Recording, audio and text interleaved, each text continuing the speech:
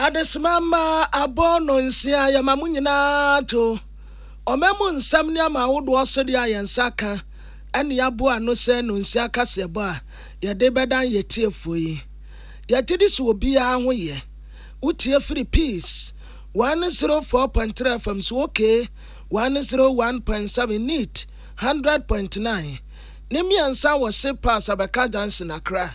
Eno ati hello. 101.5 FM wadum Kumasi.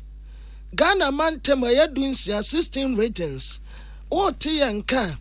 Kasa fidie ba seduasia nim ni ekire kwame no ne a ba seduasa. peacefmonline.com ghanatoday.com nso abode yetiefo kwa o menya bi akan. Ejampani si aboso ba na me japa yenti. De edikase ebonim akotini bi ne. Omen so afọ no na hwe sika sam ne ho to yeso Akan for Riata enne kopie mum na hye bedwafie de kotu dwa said domestic debt exchange program no bese ohamabupan aduowotwe enum de wo nsa aka na pensioner bondholders so yeyi wo mafrim. I'm happy what I've started also have affected all other people. The banks have gotten something better. Individual government is pleased to announce that as of 14 February 2023, approximately 85% of bonds were tendered in the exchange as determined by the Central Securities Depository. Asemi beto dwa na pensioner bondholders forum womo so agia tum se we de esamode. I'm happy what I've started also have affected all other people. The banks have gotten something better. Individuals have gotten something better. Edom kasia wo mrahye bedwafie won ba no den honorable say chairman sabonso dia to dwa ese ye ka Ghana said ye sika sam ne adwade ato apeno a ma wo mfa so bo no emmo MPP aban enko a dom kuma wo mrahye bedwafie won ba no den honorable Kaisel ato forsen ono so dia to dwa so hepeta kramu din asa ne ne mekeka kono financial sector clean up exercise ebesan aba. Don't be surprised that by the time that they are done and dusted, we will have to engage in banking sector cleanup once again. Because the speaker, our banks are going to obviously collapse. So for be the achira wo hwe yensa se ehon sam so no abo George Mrekuduka e de atu dwa se galamse no se betimi atu ase ya yemakwa me enye wo nsuomu ene ade mu dia na wo se obi a e de ne ho hye me enya nto aban ko aso e na afi esunafo south ma hye bedwane no abo Erikopoku so e de ato aban anim e se nipa dodo no mu bu man do so ton enti wante so se ne be ya Ghana yenso ye ho betimi adwo yen we ne nsankan ya hodo e na anwumre ya bobo ni nyina no esinkonwa ede sommo na yade kase bonmu aseda ematmekwe champeni sa ukoto sekramesi apata so a na kwabrane ne pagya ne si ho Osons chemist ede Osons garlic capsules a eboama immune system nya hoden kuti anyarewa ubeye aduma wo mfaso bebre yade anka wo ntofom da wa hoden eye Osons garlic capsules Osons garlic capsules MTN aya network ya uba Ghana nipa dodo no a eyusu MTN sense adepa neton ho we tell for you everywhere you go high sense Ghana sa usha abrofo krabo a omogbo yi a ubo high sense ebobo ho said ya tia wa hanate sa wo UK ukọ Canada the same thing etesa wa America eniama ni nyina ya niama papa nko a and your tone or high sense. Everyday price for everyday people. Courteous marketing agency. Ade asamdaba. Aya 5-day drinks ya nei. Sawu ye engagement party funeral. Ejumedia bi awudie no. Womo abasi nyina wo bia pe 5-day drinks ni bi. Eno ape ena yedidi yeduma. Pepsodent yo ebetu sekama anopechi enyimre wo kwa akodonse wachi Pepsodent wa hoodindro bi wo mu a ebo wo se ne ho ban etwi dodo mu wonom eniane akeka ka wo sisu nyina ebeyi ebo se ne ho ban firi nyare wane mu anketenkete e concert ase nyina ede kakabre wo no Pepsodent pe every smiles matters. Forever Construction and Consultancy Limited tiedi no Forever Construction and Consultancy Limited you. Basically our land there. Say be able to say Dodowa Nyameba and no ben Dodowa police station wo Chopudi and Dowenya a 15-minute drive now do you do Chopudi Junction what do you train Asamidapa Forever Construction and Consultancy Limited Diabano Yaba mebo mu yie ensa ase ne buan so da fom we de fa kwanya isu e na fa kwaje odie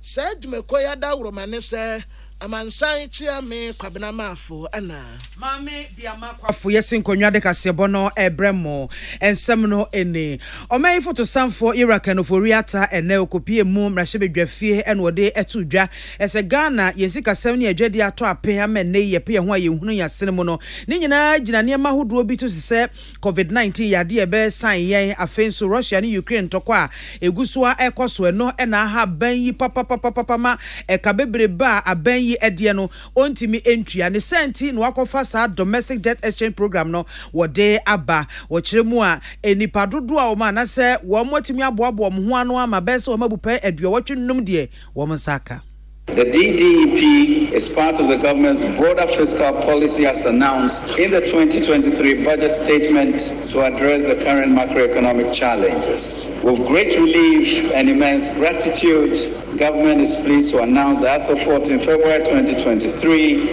approximately 85% of bonds were tendered in the exchange as determined by the Central Securities Depository. On behalf of His Excellency the President of the Republic, Nana Addo Dankwa Akufo-Addo, I wish to express our profound appreciation to the people of Ghana for their patience and support throughout these very challenging times. I also wish to extend our gratitude to the overwhelming number of bondholders who chose to participate in this all-important effort to pull the economy back from crisis. Na swafo ya mananso a waside to dwase pensioner bond holders so domestic debt exchange program no wayi wo mo afrimu ene ogina so de ase da PSC ma empanyufo twetwewuro animdifo ne abemfo a wo beka won ho bo a won emom ka won tini pa ho wo mabotre ena afi ahofama ne sede wo mo de wo ho bo afode ma ye emene ehun komo ababesi.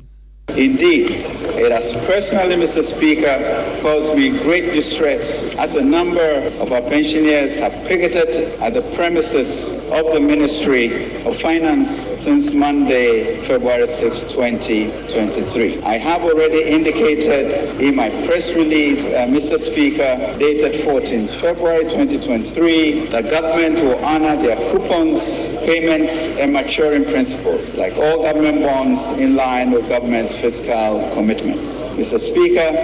in seeking to understand the concerns of our senior citizens, I have met with them on 3 occasions. The most recent was yesterday, 15 February 2022, where I explained the terms of the new bonds. Na ne krakra mu na Akan oforiata edeto Ghana mrahye dwanu anim se wo mommo ho nya hapa na wo mommo nsa so se ne be ya eto ho mra wo de abeto wo anim no wo betimi ahwe na wo magye atom ntem na aba be ye mra se ne be ya ban betimi age eto bebre na watimi dia ye mpontonwuma. Each and every one of you for your collective efforts in passing the 2023 budget statement and the finance bills that accompanied it. We are still counting on you for the passage of all the outstanding revenue bills which are necessary for effective budget implementation, as well as boosting our efforts at increasing our tax to GDP from less than 13% to the sub-Saharan average of 18%. Mr. Speaker, as the international and domestic bond markets are shut for the financing of government programs, we are relying Treasury bills and concessional loans as the primary sources of financing for the 2023 budget. We therefore, Mr. Speaker, call on this House to support the government's financing requests to ensure a smooth recovery from these economic challenges. Any I want see ye or my photo sound for Akan oforiata Emmanuel calling William Genton ne boa semiano by. Na empenisi akekafuna ni akekama dampan pensioners bondholders ya wononyamfo kan wofori atawoye womai sana hene kyerɛ weyi wonum wafiri mu yi womu kyerɛ ɛyɛ asamde enti members pensioners bondholders forum womu kɔ emrasabedefie ho enne na bra sikasam so afɔde asɛm tu dwa pɛ ɛne womu sɛ atadifo wa womu atedenne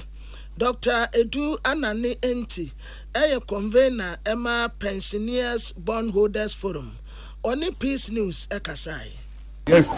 drawing the attention of government that look, you cannot exempt pension funds. Funds that are in the hands of people who are yet to come on pension. You cannot think about them so much as against people who are already on pension. If somebody who is yet to come on pension, you are so much interested in the person's well-being when he comes on pension. Why are you not interested in people who are already on pension, their well-being? It doesn't make sense to me. And that is why I started the process. And I'm happy what I've started also have affected all other people. The banks have gotten something better. Individuals have gotten something better. Even pensioners who could not understand or did not hear or were confused and have gone under, they have gotten something better. Na enwati na Dr. Edu Anani Enti etre Ghana mebuni se empeni se winsemu adi an yebum. Womu nsa de enkokrafo ne mrewafo ekura yeye. Ebra samba ya enti wonum dey. Womu amfa mranse wonum nsem. Womu eko picketing. Eye ne kakran sa na efse bebi a womu akwa akodru. Enti mebunu nsuwe. Sa sembi mana sentimo da yemfa mra kwan so. We never hate anybody. Only one police person coming there to ensure that people don't come and attack us. Peaceful, sitting down, not doing anything, you will still get the results. So that the young ones, you learn from the elderly ones how to protest against government policy. Peaceful, you will still get the results. Not destroying things, insulting left and right. That is not the case. So we thank you all for supporting us.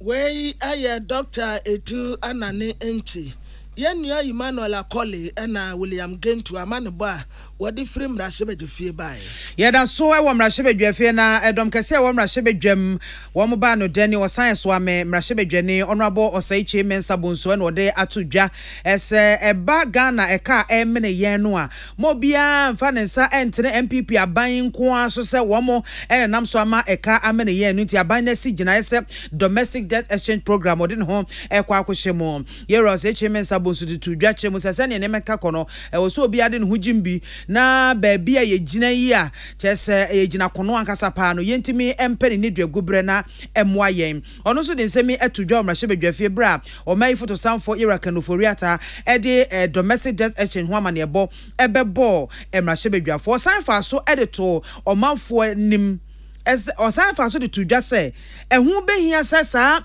domestic debt exchange program no ye beka ho asem ye be ye nkyerɛkyerɛ wo ho na ye bɔ ho dawura mawuro manfo asum na manfo timi ate asie yie na omatimi abeso aban na senem aboa ama yie ato yie. For those of them who submit. In fact, we must admit that we are in turbulent times, and it's voluntary. You go board, and there's some assurance that you have a guaranteed payment of 15%. If you elect not to be there, which is your choice, then you submit and subject yourself to the vagaries of weather, which could be very, very difficult and traumatic. Mr. Speaker, today, I'm being asked for the contract. Today, our own loans that we took from the banks, you know how much you are paying in terms of interest. Even though at the outset it wasn't like that. So that's a fact of life. But Mr. Speaker, I would want to plead that this is a good endeavor. We should continue, and the finance minister should continue to publicly engage so that people would have better appreciation of where we are, understand that we should all be contributing. Just as members of parliament are also contributing. Eni awoti ye honorable Osaiche Mensa Bonso minority leader wo mrahye o sanso swame mrahye yenua no maten krafri mrahye Emmanuel Akoli na William Gentu ene de bae na yeda soa wo mrahye wanu a Dr. Kessel Atoforsen oye mrahye a ogyina ma dese wo ejuma ko enya ne siam ono anso na oye minority leader ono okase wɔkyerɛ sɛ anipa da sɛ ni biada memenda w'anim bɛgu aseɛ na efiada nwumire no ano wahunu wɔkyerɛ sɛ de aban ɛtoto ne nneɛma yɛ amemu a wɔbuo obi bu ma ya wo sɛ ne nsesɛ no wɔtoto ada na kwan mu aban deɛ te sɛ bi kwadwofo a wafodua sɛ dua no bu no wɔbɛhwe a wasi wɔtetare ho nso no wɔbɛsi fam a wasi ɛne so wɔpa nso bɛhwe fam so at the same thing wasi wonsɛ da hu baabi a wɔpiempia wɔ man no kɔ na wɔsu brɛbrɛ wɔnkaso obi wu a wɔmɛfa no nkɔ nneɛma a ɛkɔ so yi wɔbɔ Ghanafoɔ kɔkɔ sɛ banks bɛyɛ sɛ 17 going saa debt restructuring programs yɛ ɛkɔ so yi aban na bɛtwe banks ni wawuram sɛ wompo by force aban sa kan na saa deɛ no aban ne yɛ no anya se kura sɛ program yi ɛnsa aseɛ ɛnkɔ anim kakra banks bɛyɛ 17 ɛna wɔ Ghana hanom sɛ yi a ne nyinaa nso ebegu transferring this bankruptcy to credit unions and the financial sector. Don't be surprised that by the time that they are done and dusted, we will have to engage in banking sector cleanup once again. Because the Speaker, our banks are going to obviously collapse. The Speaker, I have cited a Bank of Ghana report. Banks are at risk as a result of what is happening. 17 banks. And so I urge the Minister to be careful in what he's doing, not to transfer the bankruptcy to the private sector. The Speaker, to continue on this part, the Speaker, I say this for a simple reason that what is happening is self-inflicted. One, Mr. Speaker, this government started in 2017. Na enwati na Dr. Kesa atofos na ekyere sɛ baabi a Ghana gyina sisi yi enka ye nnuru hɔ nanso wɔhene a wɔntie futuo wɔhene a wɔso obedidi abɔnten no ɔno anso na da bia wɔbɛwe ntakrabo a wɔni tire etere sɛ futuo bebrebe ya Ghanafoɔ de ma aban susubɔ bisio aban susubɔ bisio mampeni de woyɛ de asɛm bɛba wɔn kaayɛ mampeni antie sɛ yade a wɔtie futuo kakra bi mpo ɛma wɔma de nkɔfoɔ kaso n'ani ɛne wodi isu a kiyɛ nkɔwie baabi a yakɔ ya asisi yi deɛ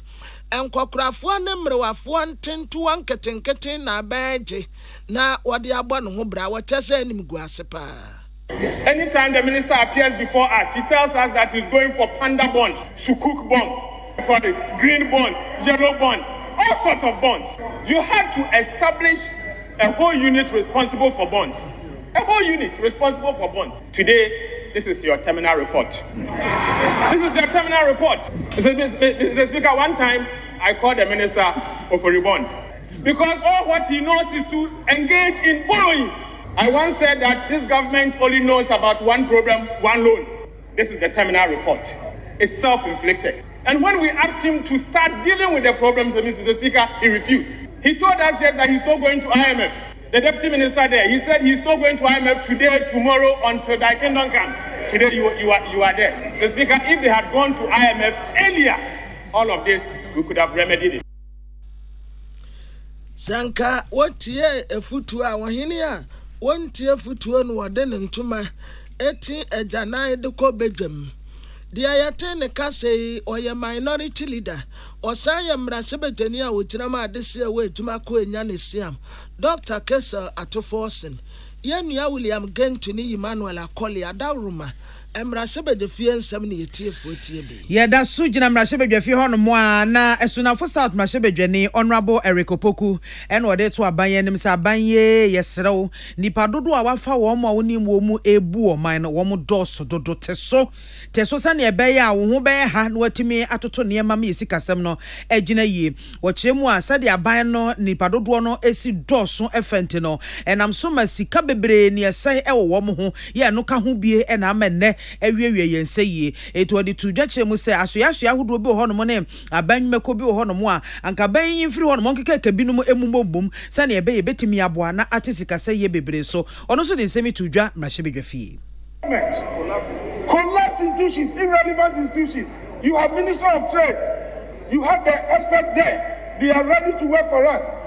You have established one district, one factory secretariat. Doing what? You have ministers all over, ministers without portfolio. Many of them are the presidency. What are they doing? Shrink the government. Mr. Speaker, what is important for all to understand today, that it is not about our retirees alone. It's not about the pensioners alone.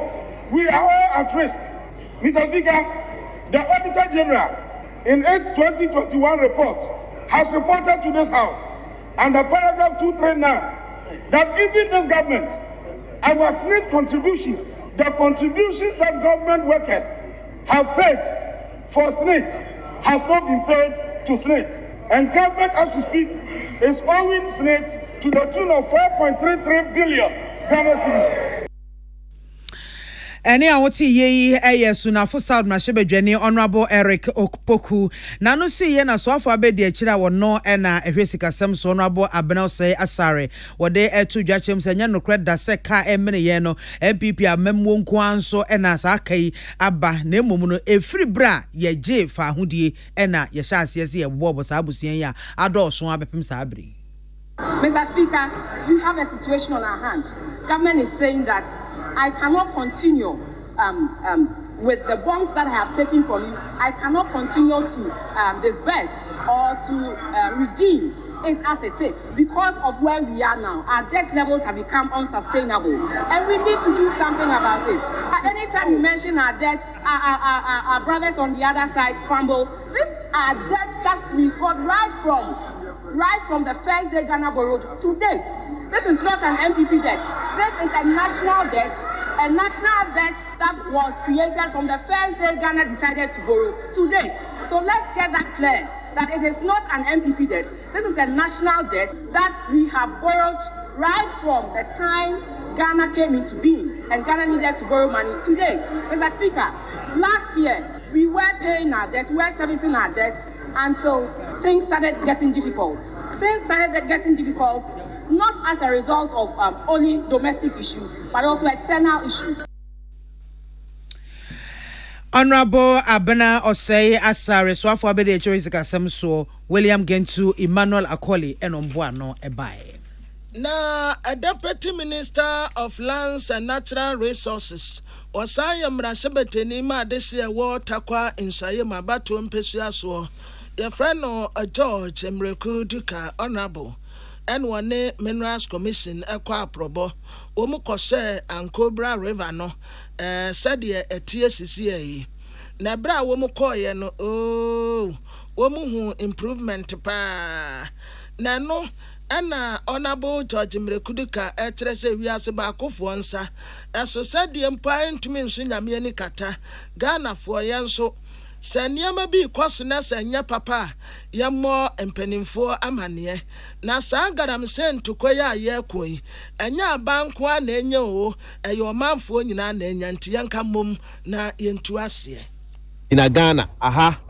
Zima East asase do across Kope Nedru Elembele na ye fasusu a oche there yes we can do it ibotumi ama yensu nenyu ato wo bebia do ye brim oye ofin oye ankobra oye pra oye tano mo otibia na bebia wo bia no there ye Ghana fo se yegitum there bohwe ma yensu no nenyu ato a yes we can do it no mabri able to trust obia there bebia wo bia bebia gine bia no it's also your responsibility onye ami Mrekuduka mankoteme responsibility anana do danko akufuado ne responsibility oye ye nyina as Ghanaians there bebia ye wo bia no ibotum ye gina na ye protect our river body na ye protect your river body na nwati na wo bo aban krati mpanimfo ya womu ewuwo wo bebia Ankobra esio no etene fa nyina wotrese womu ayade womu nyina ko a womu kutia garamse ya womu tuwo kwa abone so no eno na nam so a nsuo ye ni ate mo ayade pa Sunday oye one enclave se woye na wonso wote odaya nke mbotu nsu ne dam na because there de bia na wonso wonam nsu no do make sure there nsu no aye clean ono nti na ne yehuma yehunu wo hey nti yenuanom DC fo na MC fo ebejan na do danko akufo do na nemi ada honase papa indeed we represent the president well for making sure that yenya insult them but more important nye there ye bo hwe there ye bo sustain ma ye hunu wo he na ye nkomba na wotwe echi ensu na nyu asana se bio no wa ye mguasa me biara until let's sustain it woma ye nyina ye nyu anko anamo na yetu no ho na ye ngina do na yenjina do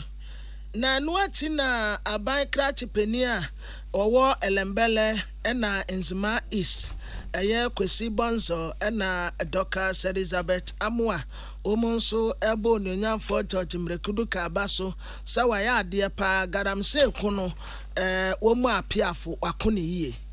Was spearheaded by the Deputy Minister in charge of mining, who is a native of this region. Actually, it goes runs through 7 districts all the way from western of Obotan. Now, along the banks of the river, a man for none with this womb, watching them womb, one womb, where Bibia, and it's urban there, Galamsey activities, or saying sooner, or the helping of the brain. I'm not saying I ban Yanajin there, son. Musuba said that, I don't modern. So, you see, these men in yellow, river guards are last year, we called training. I will do naba, Warboa.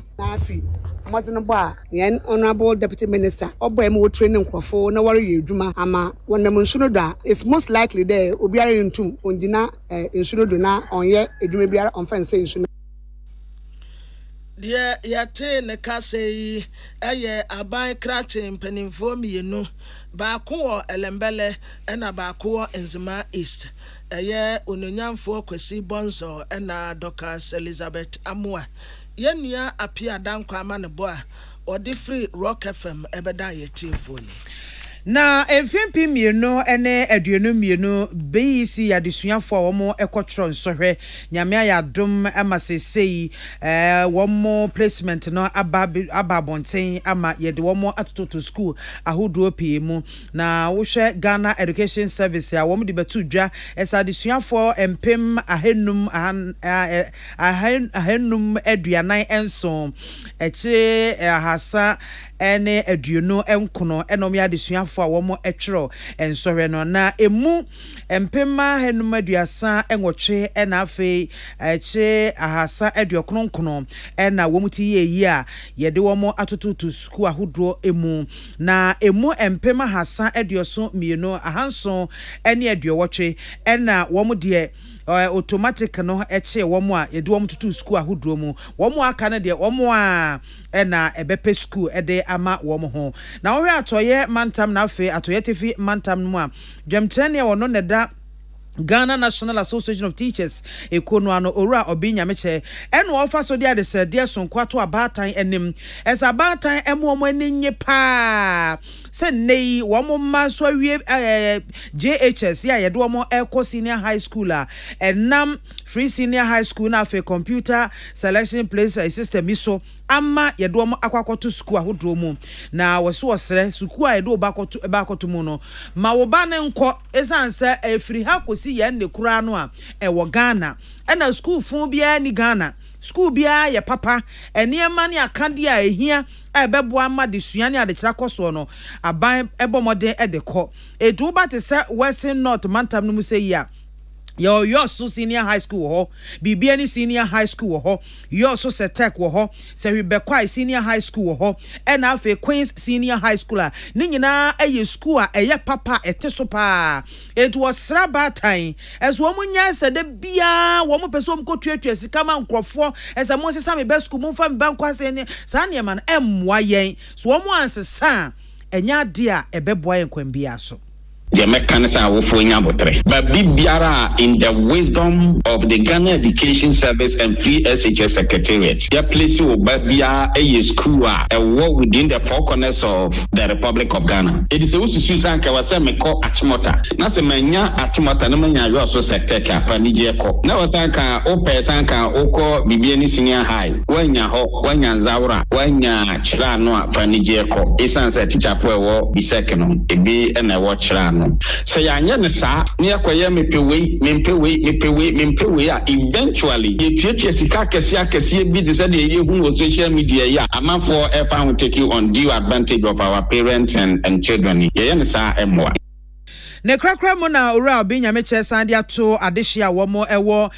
tifi atoye mantam no anim ese wo momode anu mo nye wo mafam die mfamoa na school ahodo na kade a ebeboa ama enkoda na system ayo mremremre no wo mo so chefe wo mo nye mfamoa enso wo mo asene se aya adehye no nso moma yenye yekuru mu di ye na nye yi esan se bi bakwa se so mu ni lab asa wo ba wo na wususu se omunya lab a ebeboa contribute na bo a na yensi lab ni bi wo se bi bakwa senior high school na ho nya kono because ye nyina ye pachimota ye pe ya santoa ye pe wesi gasa ebinom e no mu sacrifice ye de wo makọ ho ye ma ne ye yi enti se ye man so ye pa ye ma no ko se bi bakwa ye ba bi nko queens ye ba bi nko bisek ye ba bi nko yo so sector in Potem High School. Na intim na munya kono na nyede. Na da cha amanfo nso firi ba bi de wo maba. Sense da bia ye pa aben wo ha se. Di amanfo aya ma na ye na da bia ye prese ye de ma be kono. For me ade a chia esese ye sesa ye nsa no kakra. Eni awoti ye eye atoye mantam na afe atoye tifi mantam dwemtrene ono eneda achechefo nkabomu kwede Ghana National Association of Teachers ano ora oben nyameche oni yenu akwa mekontobo aten otonkrafi Lord FM na twetwe nkomo yi na ora ya friend say Ibrahim Kwaku Jesi oyi obi a wakọ ahomtiem eba no education mu a na wa ben pa retired educationist ena etiefo kura bekaya ekane kura no ye headmaster ewo TI Ahmedia Senior High School ya ewo Kumasi ena yesa nim no wo obi a wo kyerɛkyerɛ pa no ɔno wɔka sei ɔne anua Samson Kwame Nyameche enkomo titiem no wɔkyerɛ wo enkanya bone computerized school selection and placement system ya bad baye no senka enkwadayi enkoye so asumesi di ofiri ha en wobenten di ofiri ha we di esikani ba na we di ohiani ba enka computer ya nkasa esrete no wode we atoa no kama wode we atoa sese press wo mu nyina na nansen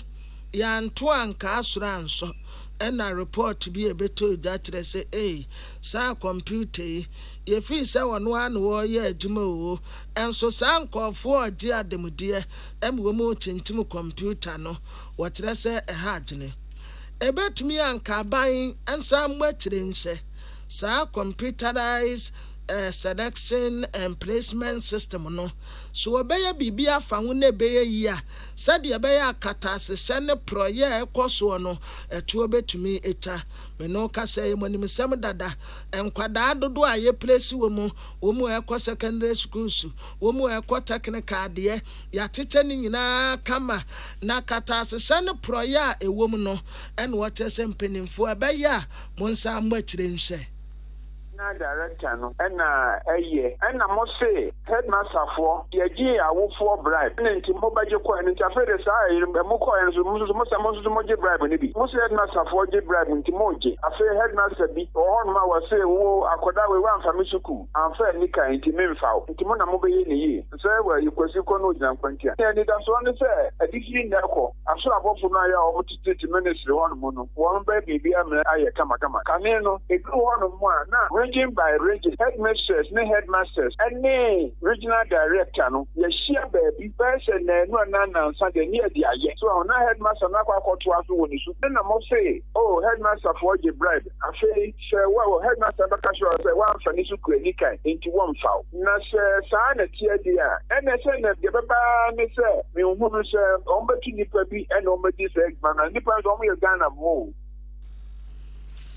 dia yate ne kase eye ora Ibrahim Kwaku Jesi oni ye nua Samson Kwame Nyameche yento akase bono eso na ansa na ebeto aso ne yakaiti for se peace 104.3 ena waso egu a utie ne braso se kase bono mu adwenkyira hodo a aba no ye de eto aso ye de mu aseda ma Agbava Herbal Center ode Agbava Mess Capsules aba eye pegative afedro kanetete afedro no aya pa se meye matimintime kofa afedro no eno an ya no Agbava Mess Capsules no e ka uboko ubewie no sisim ene yem nyina na mu ada honom kama Afe yesa o venous gutter obi a wenya stomach ulcer no wonum bi ebetu ase ama ne ho atono ya to apeten drug stores na pharmacy shops ahodo nyina ope ya yare sabia honom a ubetumi aba so utiem last stop ehwo ye Agbeve Herbal Center wa yare safie 0246 595 256 0246 595 256 Remy Spices yo Remy Spices said ye mugusu yusu no monkwaso sa go to the chicken the jollof the stew the ya tem wo bie nya ne tefa ewom Remy ana oma ediane eye dese na ni kasemba kwa Remy kura de abane se enye se woody spices ye papa nko akeke o se nya atede ne kase pa ewom no eye Dubai here we come ubekọ Dubai na wakọ akọji wani akọchere kama Remy ana ema ediane yede Yemhwe Facebook live ye adwenkyera omanfo ediaba na yemfa to aso edu jemfe eben odi frejeso domi abra eno osigan na aba time baby edu baba akoto bia som na makoda no enko ne hososo eye Ghana na nakwa mensa bonsu sheka fontotro so eno wo chese abayan kasa no wohwe mu achese nye eyi ketahyepe kankan ni dwirimu wo mu ankasa wo mu ho no wo mutimi bo poso be wia wo man na chese wo ma ye ne saa ene ede etimo Beatrice yebo a oso wo hwen live efi US of A na yebo adwuma pa akisime Ebenezer se webekwai ene wo se wo se ye kan pempen pa mampanyin na nadan kwakufu ado ene ne dom wo no mu bu man wo mu asai niema kra ente wasi etimi eka ma womo ehunu Wellington Adai oso wo hwen live every New York City na peace kasebo wose eye papa yebo adwuma commensa pila 2 no so no aboka no foriata iko BMW Dr. Mahmoud Baumia obebreki 8 na simple kra ede ama Fantastic Wilberforce se we are so and was messer IMF director no one hwe na wa ma me defend man panyin na ado na ban se wo mo emra IMF san se yen sika na yeto ahodo ayetua e wo ha nyina wo de akohan expensive jet ni ade no enjoy wo wiemu a na se ye ho e kire yen Daniel kwaku nipa tete awutu breku en wo se bibia ya na me pese metie peace fm me wachichira minya ya na ha me papa Tika constitution we are say and was say me guso ebo me nsem crack edema finance minister say or the minority leader wo mo mra shebedwafie afa enchechiremu domestic debt exchange program no e mo se nyina ye entire banachi na entimi enkoye amisco spelele ka soa eno no se asomdwene bambo ho nsem de e wose etimi hwe ma eyiniti e wo boku se ayire ye ho papa sanse ne yekeka kono ahwe ye na tisi form hade a ne chese asem aba abeto yan kasa teacher constitution we are say ordinary dear aba ha say apedina Evans and osi peace kasebo mo bo adwuma papa afei Eric Kwaku Buedi patriotic voices bichim and was say Ghana for munya botre kakra ema MPP aban why na enche kura wo mo de hyepa egu akwamu atenetene enema ama bibia timi akoyie master planner junior Kentampo aka Kentampo BMW and was where edemu kain se MPP aban kuto eni aban ya Ghana how bebreba ye nemu no obetimi aso ano ede amayen enokusi ono so de ni die free asante kwa Kentampo North ede abaka pito go so eno say emfa ho ne se ne yesika sem ne yi atete ai se ko ntebe no NDC de kai enye ne ba kofa wo mo da bi Ankoma Foster ochim ayrebi eno de aba no say Kuya yonkuto eni ade ba kwa wo mensi ye de ho to so a ebeboa yen ama yetimi esi yen dade mu ama Florence akisimi so bekwai na o chese mampanyina na kufuado eden sato ne sayem besere Ghana force yen so no hwe enne wo twifa yen so no wonnam yesu se ya enso datepa o so no abo erikopoku o me anwene ye ho ade ben wo bra na wo ho no no de na ayede bo a o man no apirigu chakapama no so de ne de aba wo say Osha and live every Zabo Zongo ye boy Juma pa Esther Ado and was say okay on also the dear Abahase Afi Mamenfa we no entram Kwame na acidity afa chensia and was piece of no size na mechia incoming parliamentary candidate or I have for and no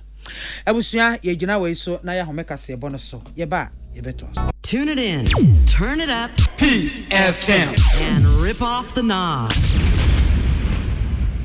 Yema yetiefo akwaba na Adin Ghana Armed Forces Command and Staff College Dr. Vladimir Nenti Danso ende prem tubraka sebo wani enua maami biama kwafo tete nkomo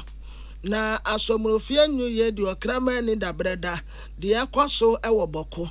enu akyere se boko asem no eye ne yapa se di besi enne yentumi nya solution ewo saa problem a ekwaso no na de eye ne yakra mpo eye boko na aba esedu abagre kurugu ya womo asa me yasensi wo hene foforo wa bra munim se jase wia nkenyansi ni jabio asumdie ani wonu dada emi nyina ye pra asumdie wo hono akwansi ni se de masa akwafa ba enti de akwaso no de ha gene pa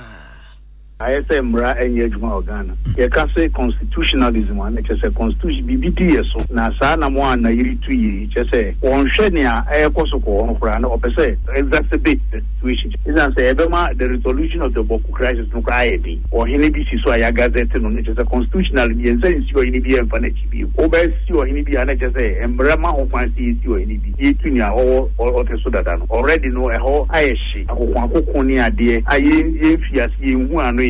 I perceive you see an okwan. Now, some cocoa ye at the Ebema, Ranamon, I perceive to know Akoya Dindian. Let's just say, so when Ubua or mine, one for Bua, my Mara, and she having to say, MPs the winning answer to Monugusu, else for a bunch of say, and Nairi and the one you need bra. Nanwatina was a tresse or bestre adesian one cassa a wobokono say. Asumdia boku hiano ejina wo mu ankasa so enti wo mu nya adwene foforo ensem trefo amanyofo mu a mo kyerɛkyerɛ nananom ayemfo yenso ye ka ho asamba esasi enya botre na ye ka asumdie no na dodoɔ no a ɛhyɛ takra wodem saa de no nso ka ho na ma asumdie ma no Big entity no boku for na na say ma mo te mo wanse that's some give ba if you want oh yeah conflict resolution the people involved are most important enti enema be brain proper up the conflict in boku mo media form kan politics kan history kan chieftaincy problem kan land ni na ye pillars are proper boku conflict enti ye nya ne say ye dia so je takraba ha ni ye pillars na mako na ye the committee work aye adwuma using the pyramid approach say there are top people are e bi say na yiri die no or top a woman edi problems no ba middle yini opinion leaders are men for and a downtrodden for the atapa for na you use on the year edukade no enti no rexec no should be able to talk through that pyramid here to me on say boku for nankasa you must learn to think peace womu ankasa nso sebi womu nya adwene foforo ewo entukwa ekoso no when Dr. Vladimir Nenti Danso na Mambia ma sign executive secretary Emma National Peace Council George Amo na wono so trese well asam no a aba no woman so be hwede obeya obetumi aya ede asomje ebeba Okwesem no Nsemwa Peace Council ayaye hojuma emre chimkaka from 2006 the Panina Peace Council mo ade attention kaka 2009 na Peace Council ne the other partners set up at the friend Boku Inter-Ethnic Peace Committee ye gidi ne se asumdwe ba is free ye nkofo no a nsem efi mu ba no 6 efi kusasi no 6 efi mampusi and other way tribes or more so the plan is that they become the insider mediators. But them say from time to time so what is like the Peace Council chairman alcohol and a board and alcohol before the question kunya na kasa if after be home to until recently. deɛ ɔkasa ya etwa atoyi Executive Secretary Man National Peace Council George Amon. Na ekobi ya womo from coalition against him Saglemen not for sale. Womo de kokobo ama aban SS aban abonitirimupo SS Saglemen housing project no sebe wode kwa mankrofo ana so bebo ndronko miaton de amankrankro bi de ne aban ensesa na dwene kra. Na saa afefedie yi eba ye bra na NDC amayoko no womo ti adwaso na womo ka se yensi adan ye hyemu adankra be empem enum anke betimi aboa amagana fo a wo mini baby da wo manya bibia da na baby ada na convener ya oda coalition no ano tachi ado bra wo ne peace kasebo ene sentro twinkomon ene odi tu dwache mu se anamonto bi aban e to se ode sa Saglemen housing project no ebe sha nkrankro bi ensa ene ada ton ama no wo senya ade a wo mbepene so de biara da ne ye ka cha aban ne se waye bi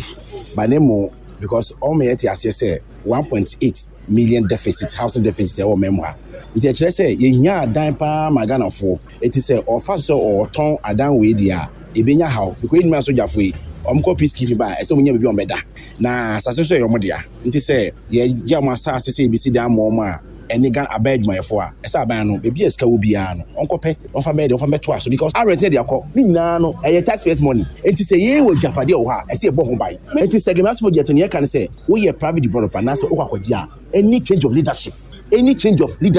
leadership ya could be MPP could be NDC yes leadership ye be for so no manager fi nsem ye de ese empene me ento Saglemen ne ento no chena because ubisa honorable Francis Osuba onuponu na kuma wo senya ne de eye cabinet decision. Any awoti ye ede coalition against him Saglemen not for sale. Womo convener techi ado. Na putupru asemu ababe toja we reho sempa. Ene se kane posi sahene IGP. Na obeye posi sahene free afia mahankuno ediokuno ensia. Tuwa mua kosi mfiempi mieno ene bakon. Ora Peter Namfuri na oye jirapa maihene. Se watuwa na nanom. Ewo ensiedo despite media ne abusuan kaye fa kwan so amabusuan nyina yako afa yako amanone ensio bi ato ewo South Africa ensio na tato aso a na wempanti yo omu aspect se na wotimu nyina de ko na wotu frɛ bekɔ akɔsɛ mu no ensio no beto saa na ensio a etoi edin samone wo South Africa papa bubu adan ase japade adesia bebre no ani baabi da eno ka sei enipa be se eto afokura de omo atoa nananom wanse do enkrotu ano be se enan ewonum na nsuo na yira fa wonom pa na baabi te se Guanten ena Kwaziri Natal baabi te se Limpopo Northern Cape ena West nyina ensuo na yire na we kura wo mu expect se ensuo no ebesan atobia ka ho pa enti amanebo kura free mampeni aso ye etrese National Police ena Defense Forces omatu omu agumontene so a omu na ehye yi adesie ni bi obi nso a ne ho aka gina baabi a won betumi yi no na omu eyi omu bo nkwa ne etapade ho ban de nanso ensuo no gusu ato na eta yenua Saramati kuku apente de ni de ekire kakra eboaboa bia no ma yetiefo na yeda so amenone nsemu na yenuanom Nigeria for womo boabo mo ho ano nyame ya dom a February bosome wo meni da to so aduno enum womo ekwa akogina simpie enim na kyese womo akoto aba mampanyin foforo eti ehwemu kan a kanefo amakoba ye enkono na kyese womo akoto sante akoto aba na abato no sene ya obia ya man bia eba beto aba na ene ye rani post ni ade ehwe nipa obetimi edi abanom enkonem na womo kyerese we ene ene mprensa eso a ehwehwemu bi akoso a number 1 Post Limited womo ena edi mu akotene saa post no ena ana foundation for so de womo nsa ehya ase a womo kire se Peter Obi ya ono na da Labour Party ano ono ena ansha obetimi edi nkonim ewo abato no emu esanse ehwehmu beto dwa se nipa be ohama bupe aduonu ba akoto 21% a womo register ebeto aba ena womo ayo madwese womo beto ama Peter Obi eno da nchen a Asiwaju Bola Ahmed Tinubu ono so nipa ohamabu pebe dumiensa 13% ena womo awiata so se womo ebeto aba ede amano Alhaji Atiku Abubakar ono ne toso miensa ono so nipa ohamabu pebe ye du 10% ena womo so se womo beto abano ede amano ena Dr. Rabiu Kwankwaso ono so ena toso enan nipa ohamabu pebe miensa eno omo so se eduru ho no mo a wo ebeto ede ama na sane ade ne etie nie enhyehye ahodo a wo efa so de yes ahwehwemu no saa enhyehye kro no na efiempimienu ene du baako efiempimienu ene dunum ene efiempimienu ene edunkono wo gina so eye saa ahwehwemu no a ebe mu pepepe enti se omafo ewo gidie pa ewo Peter Obi emu eso no ena nhwe yi a efiempimienu ene aduonum yensa Nigeria man no abato no obetimi edimu nkunuma ba beye mampanyi na esan abato a eba nti no enam so ma Nigeria prosifo mania se krodom pa ena chese wo nam no wo eboaboa atuo ene akodie bia ewo omonsa besoso ewo man no emu no wo agigi ni nyina eti wo chese wo de ato manfo nso anim ese obi a ukuta tuo ya sabe on register ye empanyifo nim se tuo bi etesa ekita ne ade no bomodia se National Center for Control of Small Arms and Light Weapons ewo Abuja wo ne do ho agimu a wo gi nyina na say 265 automatic rifles, rocket launchers, and two ahodo akeka ka ho na chese wo mudi nyina akwakoma center no na no na process ahina wo Nigeria memo Osman Akali Baba ono so dia to dwa chemu se se nipa bonefo yi wo muti pa wo mo efa nipa nomum akromfowramfo ne wo mekeka ho ena chese wo mo nam so ntie nam so ama se etua hodo a egu Nigeria man no emu no enye tukitwa nanso wo be wa fam de bia age dodo no a ede esie amansan ti ame kwabena mafo ana mame bia makwafo ya dia seda ma Osons Chemist omundante Osons Gale Capsules eboa ma immune system nya hoɔden kuti anyarewa ya dia nka wonto fom da wa hoɔden eye Osons Gale Capsules MTN network ba ko Ghana yenim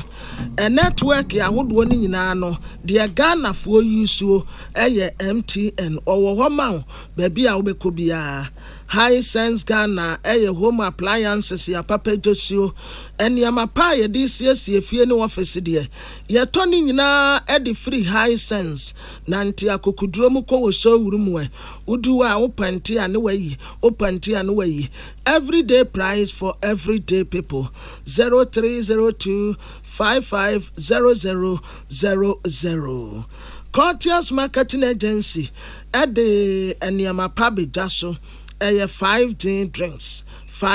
drinks ya dagana fo asese ya California mapama museyi a said ye musom no aya na enika enne ye kwa weekend yo party year engagement asori programs ni ade nyina no unya 5 drinks ewa ase ni nyina nso enuaba na ye de aye herbs and a fruit enti upe green tea ebi wom grapes ebi wom grapefruit ebi wom guarana ebi wom ginseng ebi wom domi market every do abronsanum wana wonsa beka no 0246270221 Pepsodent yo anopa atuwse enumere atuwse enope ene wa anwodindro wo mu a ebetumi ekumumuawa ya ekutia wose no ema kaka de tete tare wose so nuane a etise semu nyina eyini nyina firi wonom ema sena hoɔden ma ne gyina nkasa obo apromu se ya otise gegraw esene wa ahoɔden every smile matters 0800200030 Forever Construction and Consultancy Limited etrese wopese obi enya asase ya no boada fom na wono nso ebo ne sesie bi ne wotene mu ne sa wontiti ni jesemo a wode abe ebe bi ti se dodo wa nyameba ensase na da ho no sei ne bo nso eda fom ede ben dodo wa post station ho no sei ensase yantam topori ehwanum so the same thing wo mu sa wan sase ni bi eda hwanum nyina akrampa KAAF University ente hwanum pe mo a mo pe budumburam ewutu breku ne nyina nsase bi yato apete ne boa nso da fom se ya tim she asase a 70 by 100 ya tama 18,000 ebi kura ya 40,000 ebi kura ya saying 10,000, 23,000. Tese ne boa da form kura to take advantage here. Ne kote asase ni bi ne si wodan. Mo amoye ankura juma, public sector workers, trade unions, informal sectors akwanya nie. Me pacha tre telephone number no. 0501 518 347. I mean Sisubio 0501 518 347. Nasa Treba Queen Sokaho 0509 999 828 0509 999 828. Sa etimekoi adaruma. Ya sorry so Mickey the triple darling watenase. Ebo no watia as usual around the world ebesan aba wakwemu. Ya damase ama mumonitia. Erade asomdie nka mu nyina.